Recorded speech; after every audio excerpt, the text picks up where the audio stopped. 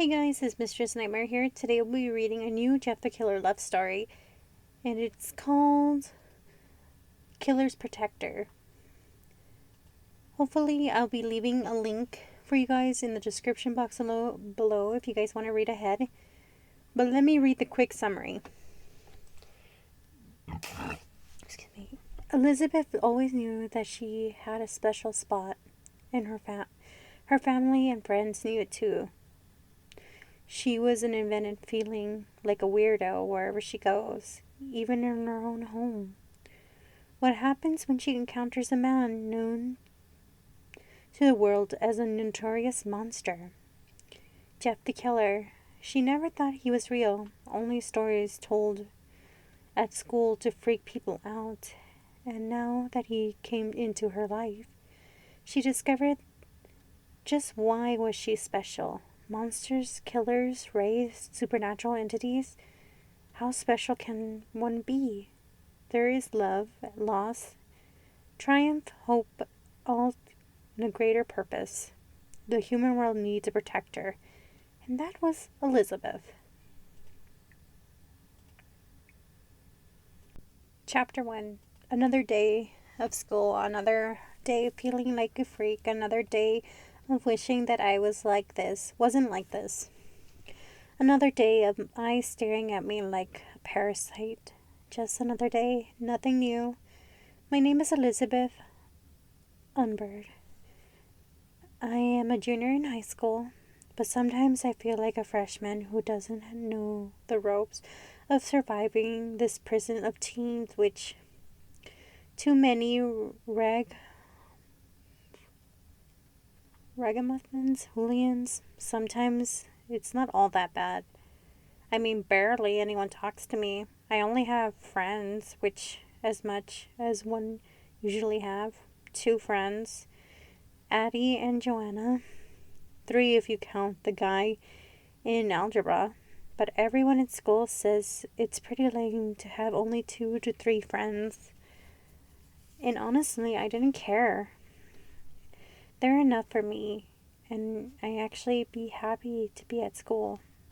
I'm a straight A student. I mean, I get a lot of people calling me a nerd a lot. But I've learned to say thank you, because when they call you a nerd, it means that they are saying that you're smarter, and they really will ever be. Who knows? Maybe I'll become the next Bill Gates, and you'll become the next guy who will work for Bill Gates. It brings me joy thinking about that delicious joy. Nerd isn't the only thing I've been called. I've been called a freak, lameweed, weirdo, reject, loser, even a bitch at some point. But they don't really notice me. I am like a weird deputy ghost that hangs around, but people just walk past and goes on with their lives. But I'd rather be a ghost than a freak. All popular kids, or be a fake. All popular kids at school, they're the fakes. All the girls that are faking everything, their hair, their lips, their bodies, their boobs. All the guys are no better. They act like they're different. They just fit in this society, this reality. They don't have to do that. They all have insecurities. Just have to be secure to be themselves. I mean, I am too, but at least I take a little pride in it. But even about this kind of stuff makes me react whenever I think about it or talk about it. And you all need to know that I am a freak. Simple as that. I feel like this everywhere I go. I can't even stop the feeling at home. My parents get worried because I'm not socializing as I used to be. And they were right. I don't like to talk with people, and I'm just awkward around them. Public sometimes, which makes my mom worry. My dad even more. But sometimes I get this feeling like I'm not even human.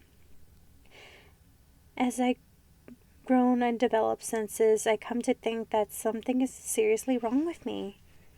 Not mentally or physically. It's just like I'm not a teenage girl.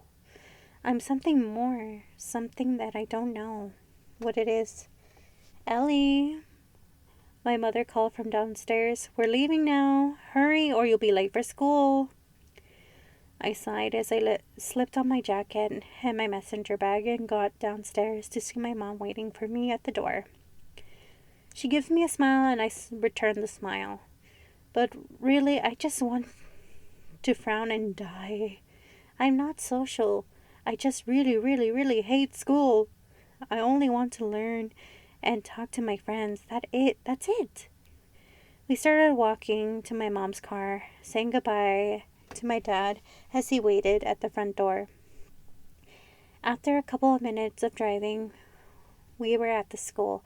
I got out of the car and walked through the the front doors. Some kids stare at me like a circus clown. Not all amusement. Some out of disgust, prejudice. Yep, nothing new at all. I headed to my first class and waited. I like this class. I like to learn, explore my vocabulary even more. I have plenty of words, unlike some others who use the proper language, mostly slang. I use slang sometimes, but it generally doesn't feel natural. Whenever I talk like that, my tongue feels like my brain is turning into charcoal from the effort. So usually I speak big words. Not many people understand. My friends do though, because they gotten used to it. And it's also had my parents. They've been talking like that at home makes me feel more comfortable. I think it's pretty impressive if you ask me. I walked in. The first thing I am greeted with laughter. I sighed and took my seat in my desk at the very corner in the back of the room, away from the fakes. Just people feeling that I don't feel like talking to. I sat back there avoiding interactions as possible. I remember I'm socially awkward and I tend to panic at the moment. My parents say it might be a potential phobia at this rate I'm going. It's not a very good thing. So I avoid it as much as I can. My teacher is a bit troubled because I don't sit in front. He says that I am a straight A student and I should be in the front, listening better than staring to hear from the back, but I refuse, replying, "Leave the front seats open to the kids who really need knowledge." He just nodded and understood what I was saying. Literally, mostly kids here needed it. Like, bad.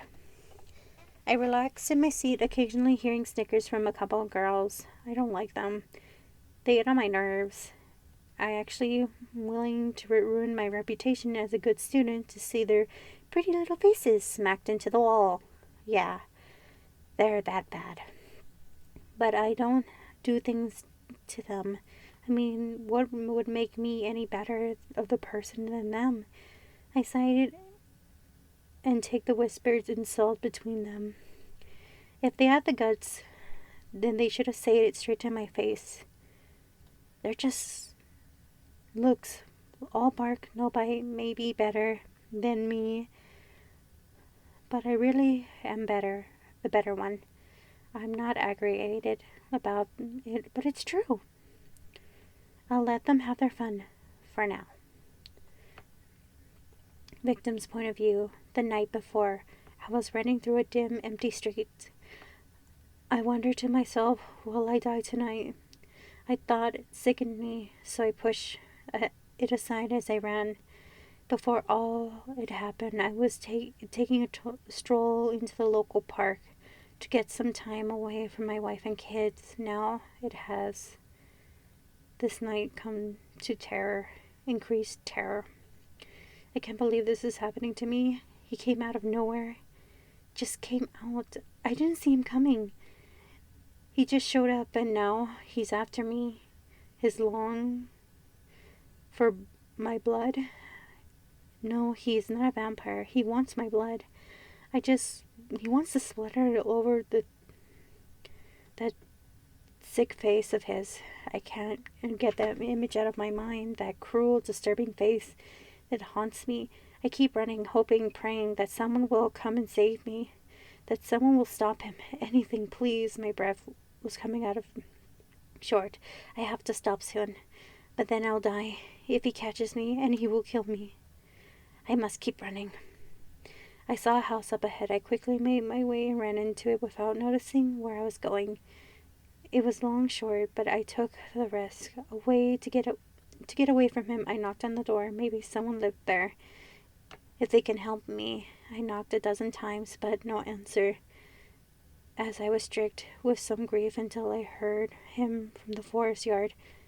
Screw it, I thought, and I went inside. The house had furniture, but no one lived there at all. I looked around quickly and ran into the rooms. It was a bedroom. As soon as I went in, I heard the front door open and slam shut. I panicked and ran into the closet and shut the door. I hid there and stayed quiet, what seemed like forever, only for a few seconds as time passed. I realized he wasn't checking this room. I thought maybe he just gave up, or he's still searching, but in the wrong place. This is my advantage. I opened the door, creak. The coast seemed to be clear. He wasn't there, anywhere in sight. I saw the window on the other side of the room.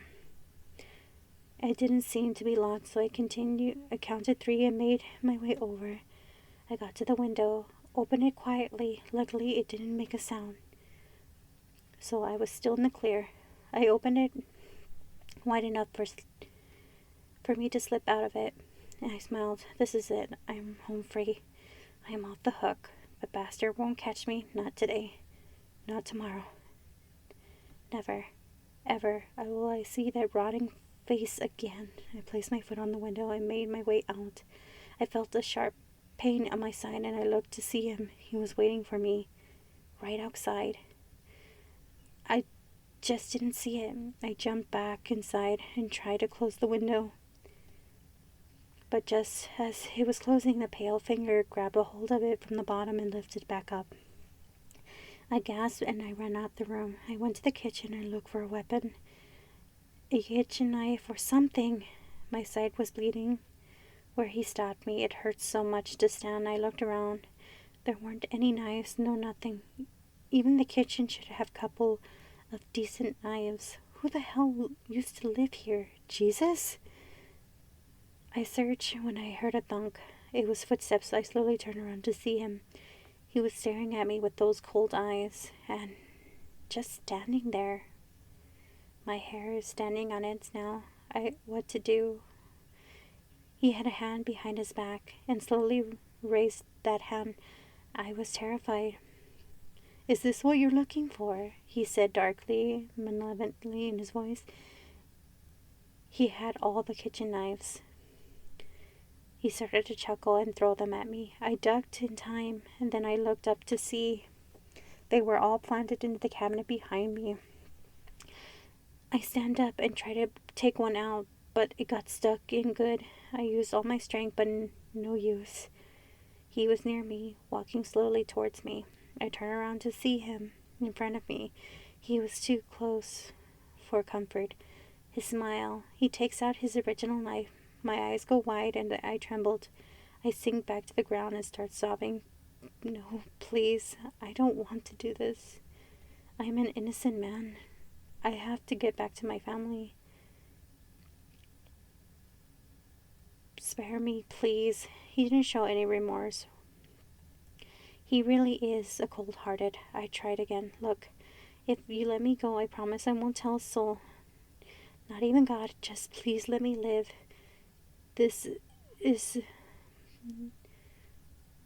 me a lesson to show that I'm not taking anything for granted. I'll be a better person. If that's an I'll change, I will, and I can change.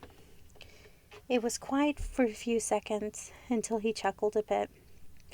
Then he said, you're all the same, aren't you? every one of you sick, vile humans showing terror, all you can do is plead for your lives. Why can't you all one accept the gift me a little smack talk and tell me that I am not afraid to die? Maybe then I would be impressed with your kind, but sadly, I haven't met anyone who was brave enough to do so. But why should I give my hopes up, huh? None of you would ever, in your lives depend on it, which is ironic. It doesn't, no matter. You will die anyway. Only difference if I wasn't satisfied with the results. He raised the knife in the air, looking at me evilly, and I shook my head. Violently yelped, "No, please, I only want to live. Let me live." He chuckled deeply, absurd, and stopped at the same time, so casual, menacing in his voice. Calmly but hastily he hissed, "Go to sleep," and he plunged the knife into my heart.